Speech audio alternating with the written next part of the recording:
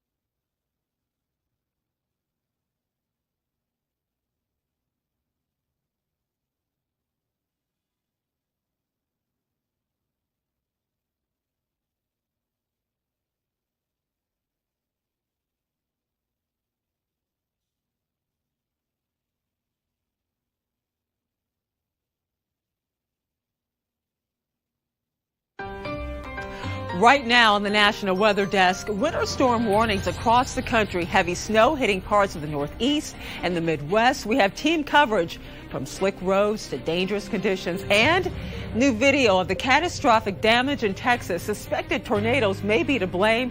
We're going to take you there. Plus, roller coaster weather is impacting the smallest creatures. The health issues doctors are seeing in sea turtles. And we'll help you better understand how mountains play a role in your local weather conditions. From our nation's capital, this is the National Weather Desk. Good morning, everyone, and welcome to the National Weather Desk. I'm Angela Brown. We start this morning in Ohio. As one winter storm moves out, another moves in. In Cincinnati, heavy snow fell overnight, now changing to sleet and rain this morning. For more, we go down to meteorologist Paul Potet. Well, as day breaks in Oxford, Ohio, the snow from overnight has transitioned to more snow, a little bit of rain mixed in. So the streets now, instead of being snow-covered, as they were when we first arrived in the very early hours of the morning, are more just wet. There's about 3 inches of fresh snow in this Butler County, Ohio town that road crews have been working diligently on throughout the morning. Conditions will get even sloppier as the day goes on, as this snow transitions to just rain by afternoon. In Butler County, Ohio, in Oxford, I'm meteorologist Paul Potee. And over in Columbus, the winter storm system started dropping snow just after midnight and has not let up, making the morning commute a little messy. Mike McCarthy has more. Well, good morning from here in Marion. We are just north of Columbus, where the snow is falling right now, and it has been for about the last 4 hours. But conditions are changing on the roads right now. This is State Route 95. It is one of the major routes out of Marion down towards US 23, which takes folks down to Columbus. And you can see the road here, slushy, slick, and wet. Overnight, this became snow-covered almost edge to edge. But the clouds have been out since 3:30 this morning, continually trying to shove off the road whatever Mother Nature was dropping, which right now is kind of a mix of snow, a little bit of rain, and even some sleet. So there are spots where the roads are better than they were earlier this morning. However, Marion County is under a level 1 snow emergency, as are many counties here in central Ohio, and drivers are being told not to go out and travel unless they have to. The biggest districts here in central Ohio are closed for the day, including Marion City Schools, which just closed about 15 minutes ago. Reporting here in Marion, I'm Mike McCarthy. Now to Texas, where storms caused some major damage. A trail of destruction left behind in Houston after a tornado raced through the area. The twister damaged homes and commercial buildings and took down power lines, even flipping cars. So far, fortunately, no reports of injuries. And this was the scene in Deer Park, Texas, a Houston suburb. This church, you can see, heavily damaged. Surrounding tree branches snapped and just tossed around. In some places, walls totally gone. And in other parts of the building, they either appeared to cave in or were buckled.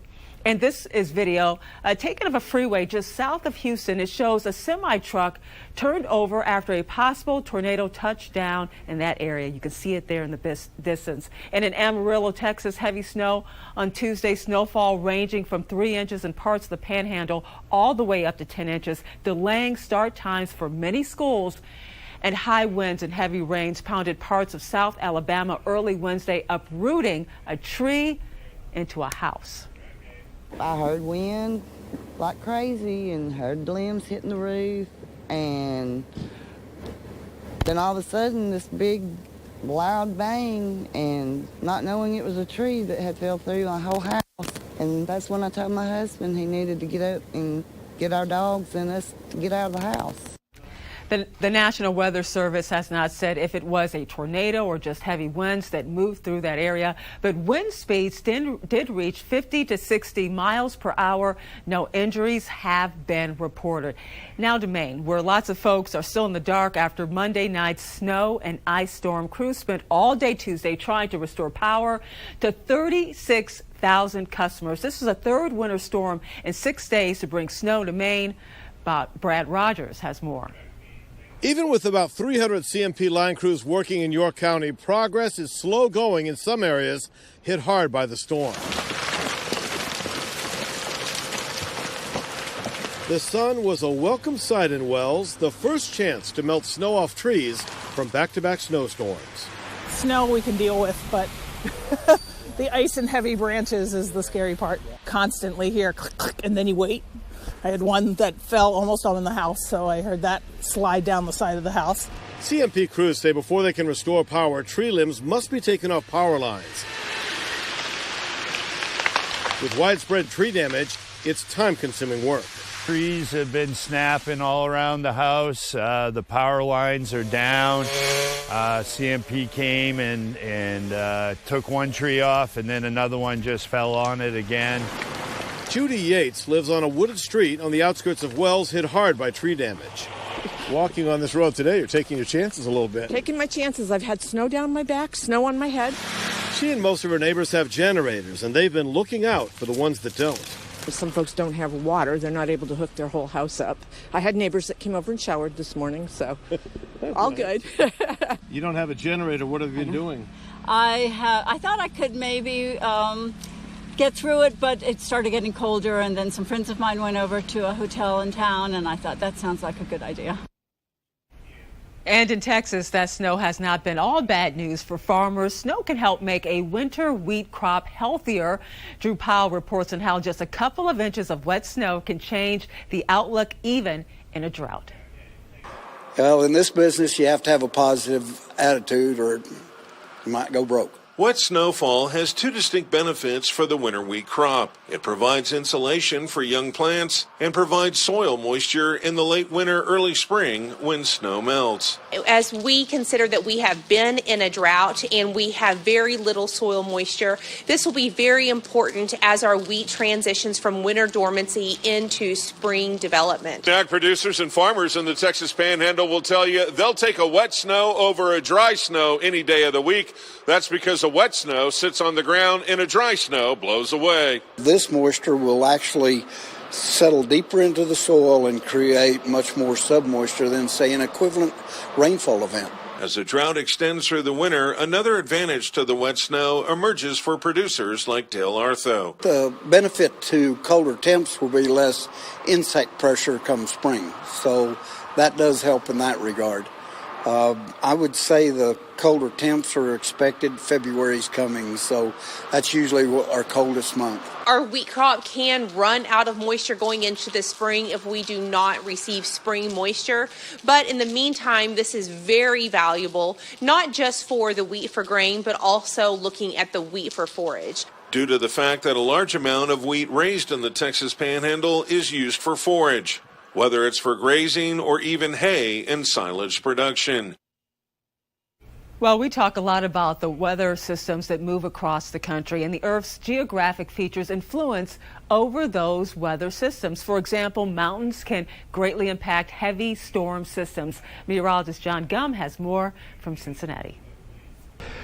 Well, if you live near a mountain range, you know the mountains can have a huge impact on the weather. But it depends on what side of the mountain you live on, because both sides are not equal. This is a process we call orographic lifting. As air moves toward a mountain range, it's forced upwards, and that air, it cools off as it rises upwards. Well, as the air cools, moisture condenses out of that air. And what we tend to get is rain and snow as that air goes up the mountainside.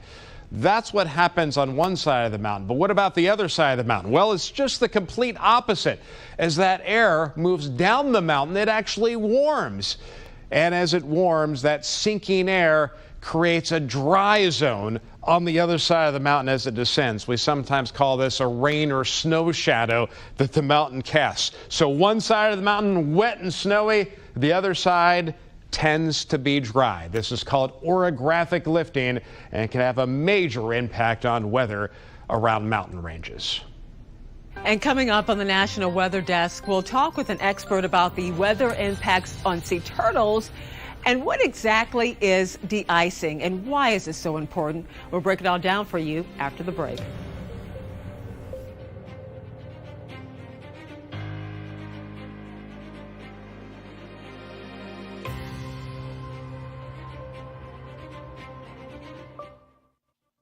I'm meteorologist Charlie Lopresti. Look at the northeast. We have clouds on the increase this morning. Our next storm is on deck. That's moving in during the afternoon through New York and a large portion of New England. That's 3 p.m. today. We should see a transition to rain for most areas during the nighttime hours in the back edge of that precip. That's going to be moving out during the course of the day on Thursday. As far as snowfall amounts go, light accumulations are expected in southern New England, southern New York. Our greatest chance for getting a foot of snow will be in the mountains. I'm meteorologist Jonathan Myers, and here's a look at the mid-Atlantic region. Going to be a messy day on our Wednesday by about 9 a.m. just as we wrap up the a.m. commute. Rain moving in, could even have some snow in the higher elevations north and west with at least some limited accumulation. Otherwise, everybody changes gradually over to rain, and it looks like the 95 corridor is wet all the way through the afternoon commute, and it will be a chilly rain for many with highs in the 40s and the 50s.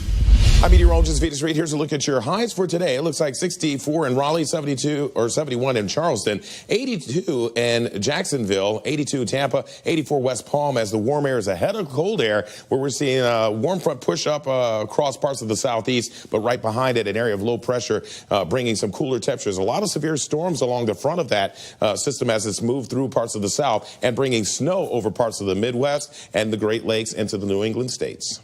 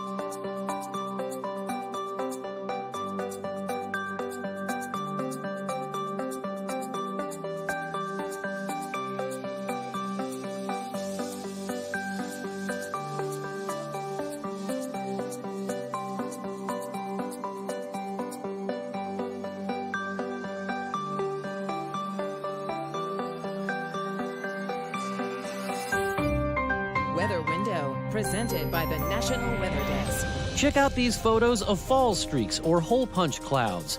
These form when supercooled water droplets in mid and high-level clouds find freezing nuclei left behind by a plane's exhaust. The supercooled droplets will start freezing and the ice crystals begin to fall. The hole or the streak will expand outward as more of the supercooled droplets begin freezing and falling. For more content like this, like the National Weather Desk on Facebook. Welcome back. Temperatures this winter have been a bit of a roller coaster ride. With the ups and downs have been confusing to humans. It can be dangerous to sea turtles if they wind up too far north. A turtle rehab center in Charleston, South Carolina is treating these turtles and releasing them back into the wild. Emily Gracie spoke with them about all the ailments they are seeing and the patients coming in. So we see a lot of boat strike related injuries, unfortunately, hook and line interactions where sometimes these sea turtles get caught on a hook and If they swallow it, they may need a surgical procedure to remove that hook. We'll also see plastic and marine debris ingestion. And then we'll also see something called debilitated turtle syndrome, which is basically just a starvation state. And then in the winter months, as I just mentioned, we do have cold stunning, which is hypothermia in sea turtles. Turtles are also dealing with weather impacts. What's the relationship there? What can go wrong? So sea turtles are reptiles, which means they're cold-blooded animals. And so they rely on the temperature of their environment and the temperature of the air to produce their body heat. So when a sea turtle, it may migrate up, let's say, to the northeast, where in the summertime, there's great foraging for them. There's great prey items for them to eat. But because the ocean is staying warmer for a longer period of time up there, they're missing that environmental cue to swim or migrate south. And then they end up being stranded and they're at the mercy of the current and the winds. And that water temperature up there will slowly decline. And then they become sicker and sicker every day. And they eventually strand with hypothermia. What is it like to release the turtles back into the wild? What is that process like? And can people watch it? Yeah. So sea turtle releases are definitely, that's like the best day. We will release locally off of our beaches, or we work with the Department of Natural Resources, who permits us to do this job and this work, to identify some really great release locations for them if we can't do a beach release. And then if it's cold during the winter months, we will actually either take them offshore to the Gulf Stream, which is where they would be had they made it out, or we'll drive them south to Florida, where it's a lot warmer and the Gulf Stream's a little bit closer. But we do live stream the majority of our releases. So if you can't be there in person or we don't have a public release, you can at least watch it from our social media channels. And head over to YouTube to see a longer version of this interview. Kate explains how specific climate change impacts are affecting these animals and what you can do right now to help. Just search the National Weather Desk and hit subscribe while you are there. The changing temperatures are having an impact on plants as well. As meteorologist Chicago Windler explains, plants in Texas are struggling going from the dry heat to the cold winter. Dead, damaged, or dormant. After the hard freeze that hit central Texas in December, a lot of gardeners are wondering what to do. Yeah, we got down to 12. It was cold. Just before Christmas, the flash freeze that gripped our area caught plants off guard. Because it was so warm before the freeze and the temperatures dropped so fast, plants didn't have time, we call it harden off. They didn't have time to get ready for the cold, and so we knew there would be some damage. Kate Haida with Williamson County's Texas A&M Extension Office has been busy ever since. We've had a challenging year, really, with the drought from the summer and then the freeze coming in, and plants don't look very good right now, so we've had a lot of calls about that. She and a group of volunteer master gardeners have a help desk for residents and a demo garden in Georgetown. It looks dead. This is just dormant, so they'll cut it back, but it will come back just fine this spring. Fig trees are hardy, but lavender is a different story. This one did fine through the freeze. It looks really good. And then this one is probably not going to make it. If your plants are crunchy and brown, you can cut them back and hope for new growth. As for trees, start clipping, like, is there any live tissue here? If you don't see any, then maybe start going back a little bit farther in, because maybe just the tips got burned off.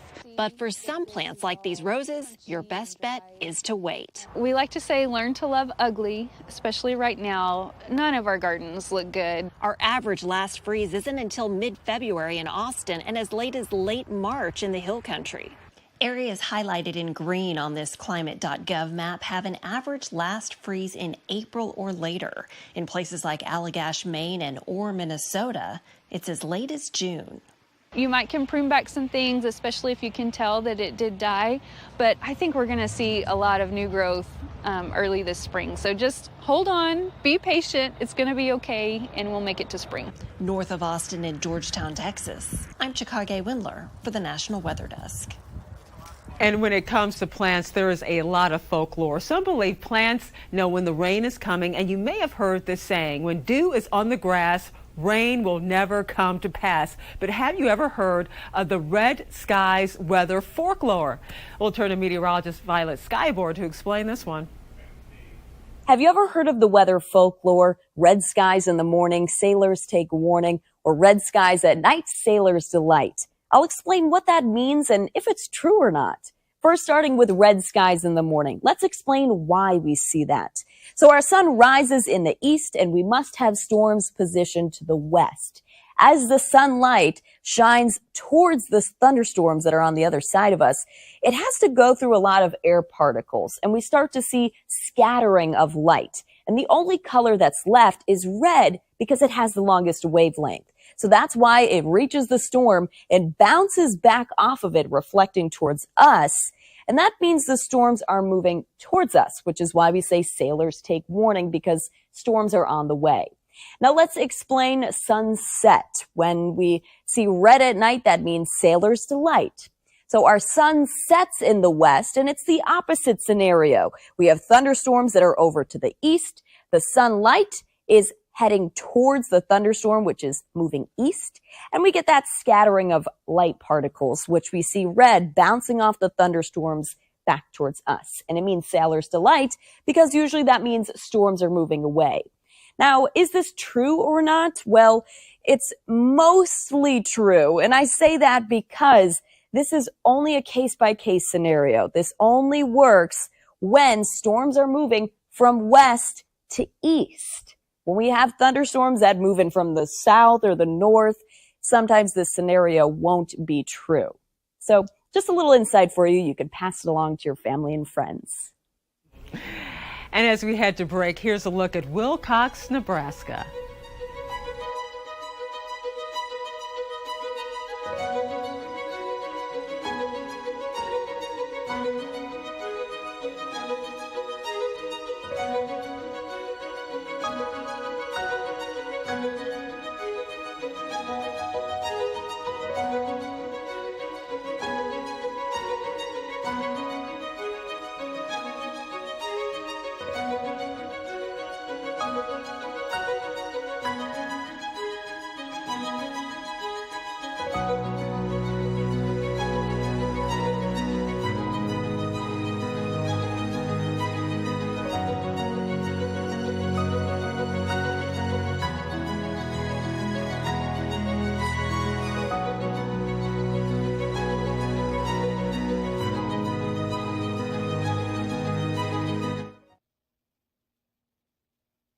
Well, good Wednesday morning, everyone. Taking a look at your weather story across the Midwest for the day today. We've got snow across the lower Great Lakes in the Ohio Valley, even getting some rain to mix in with that. But a lot of temperatures in the 20s for highs out across the plains. Some light snow across the Dakotas heading into your Thursday, and some light snow showers again across the Great Lakes heading into the day tomorrow. Still some light snow across the northern part of the Midwest on Friday, with temperatures getting into the 50s in Kansas on Friday. Good morning, I'm meteorologist Alex Garcia. Here's a look at your regional weather. We're starting off a little chilly from the north, all the way from El Paso into Little Rock, into the 30s with some snow on the ground there, down to the south, into the 40s for the most part. That Pacific front will continue to push east today, taking the clouds with it, leaving plenty of sunshine for the day, but temperatures will continue to stay cool. We'll warm into the 60s down to the south and into the 40s to the north. Well, hi there and happy Wednesday to you, everybody. I'm meteorologist Shannon O'Donnell. Still a lot of cold air trapped over the Intermountain West, although it's late January. That's the way things are supposed to look overall. Barely cracking freezing in Boise, not quite making it there in Salt Lake City, and just in the low 20s there out of Jackson Hole versus highs closer to 70 in San Diego. Sunshine on the California coastline, but snow showers coming into the Rockies there near Colorado this afternoon.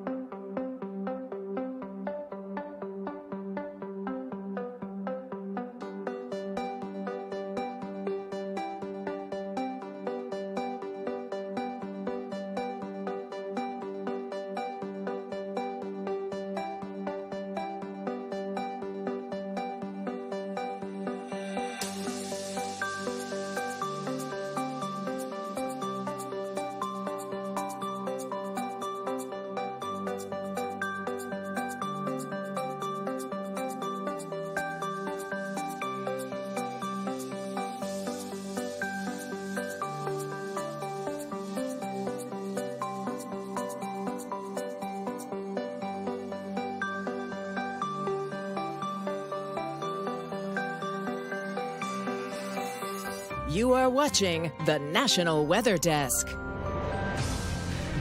The last couple of weeks, flying has been a nightmare for so many travelers. Winter weather playing a major role in some of these flight delays. What are the big reasons for this? Planes need to be de-iced. What is de-icing and why is it so necessary?